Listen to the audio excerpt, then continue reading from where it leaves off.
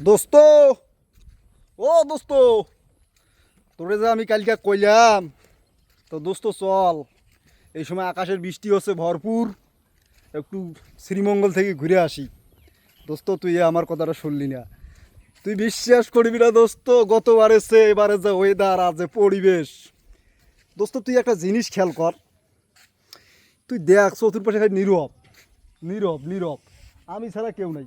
আর একটা টিম আসতেছে, এই টিমটা আসতেছে, লাল পাহাড়ে যাবে তারা, আমি তাদের পিছনে পিছনে যাব, বুঝছো বন্ধু?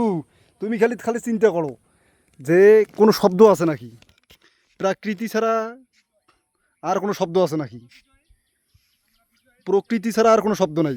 এদিকে অবশ্য লোক নাই বন্ধু, ভয়ও লাগতেছে। বাবা 1.5 লাখ টাকার মোবাইল হাতে,